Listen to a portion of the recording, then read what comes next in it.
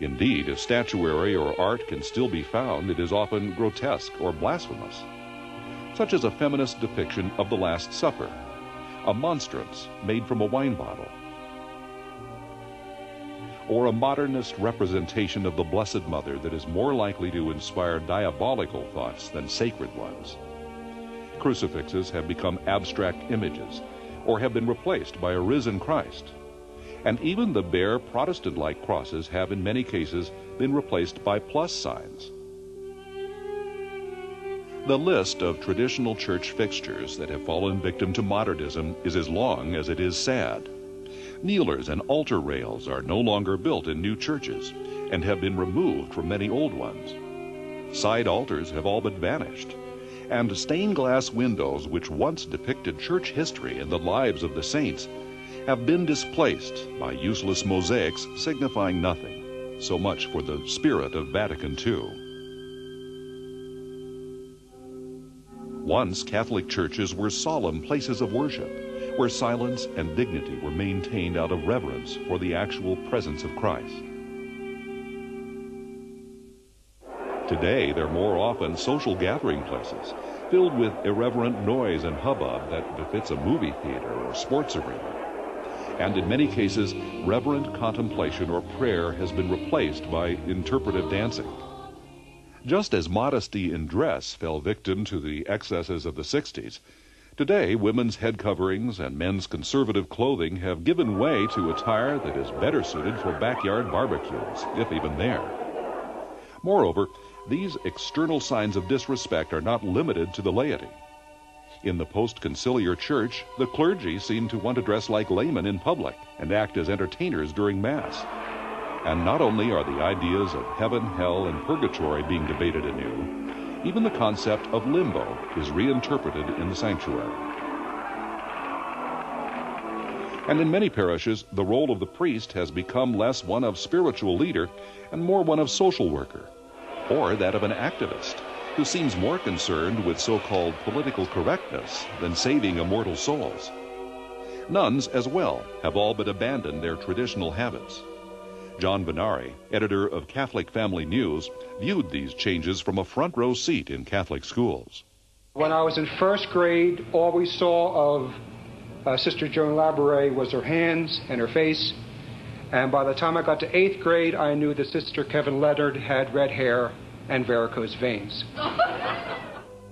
Even some princes of the church have adopted vestments intended as political or social statements rather than designations of their holy positions, while others sport pagan-inspired costumes in the name of diversity and enculturation.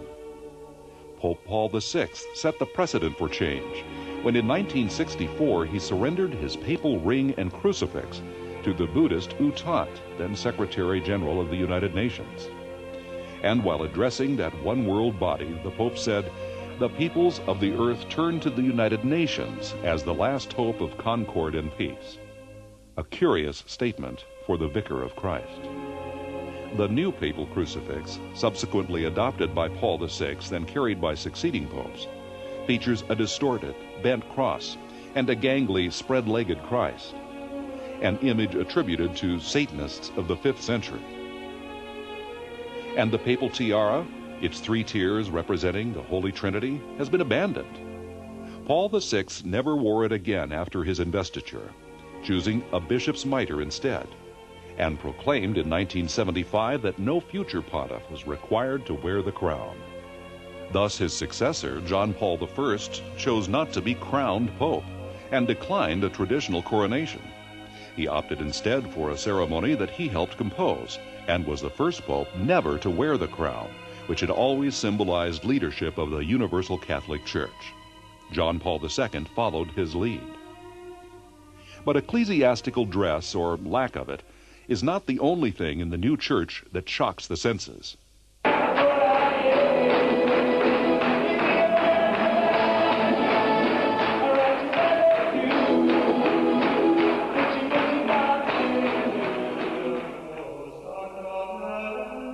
For centuries, solemn, hauntingly beautiful Gregorian chants were considered the official music of the church.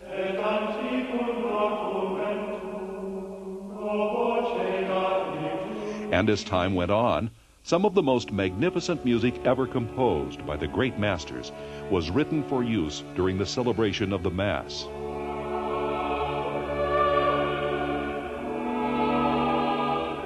And the influence of such music has gone far beyond its religious origins.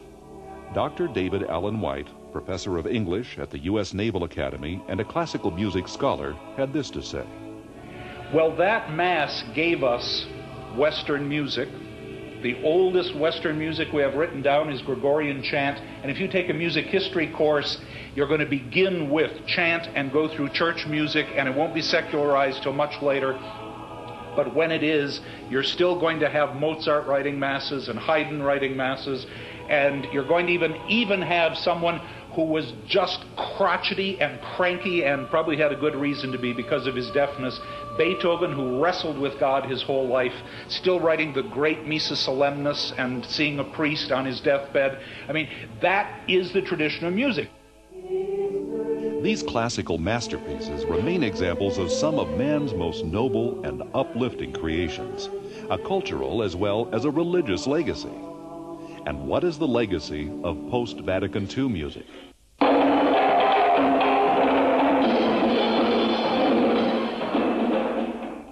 But there are changes in the modern church beyond new sights and sounds.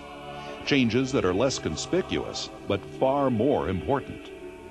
Undoubtedly influenced by the presence of the large contingent of non-Catholic observers at the Council, reforms mandated by Vatican II's Constitution of the Liturgy led ultimately to sweeping revisions in the rites of the seven sacraments. During the reign of Pope Paul VI alone, they all underwent major change.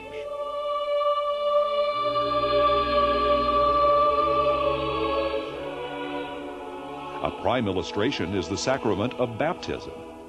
The new rite, seen here during a Novus Ordo Mass and performed by a deacon while the priest looks on, bears a striking similarity to Luther's revised order of baptism dating from 1526. The traditional Catholic rite incorporates such things as exorcism by breathing on the candidate, saying the required prayers, the giving of salt, and anointings before and after baptism. All elements that were eliminated by Luther and that have been eliminated in the modern church, so that now it seems the baptismal ceremony is little more than an initiation into the Christian community, rather than redemption from original sin.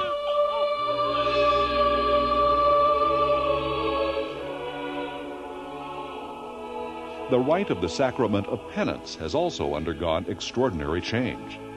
In 1977, a new rite of reconciliation was decreed for the Universal Church, and the term confession slipped into the dusty realm of historical oddity. But confession is one of the things that sets Catholics apart from Protestants and other religions and sects. It is a solemn obligation in which penitents confess their sins, declare sincere contrition, vow to amend their lives, ask forgiveness, and receive absolution from their priest. In many Novus Ordo churches, confessionals have been removed or have become reconciliation rooms in which priest and penitent have a discussion. This too echoes Martin Luther's view that penance was simply a recognition of past errors, a return to peace of mind, without true contrition for having offended God. And traditional one priest, one penitent confessions have in many cases given way to rites of general absolution, which are often performed illegally, in direct violation of canon law or contrary to the Holy Father's wishes, while for the most part the few traditional confessionals that remain stand empty.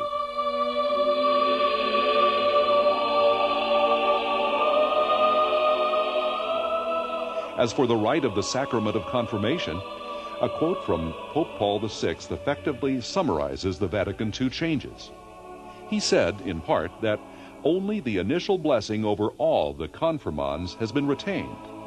This was in spite of the fact that most theologians maintain that essential matter, the required actions for the sacrament, consists of the imposition of hands and the anointing with holy chrism. Moreover, the old form or words of confirmation, as specified by the dogmatic Council of Trent, signifies that the bishop has imposed the sacrament. I sign you with the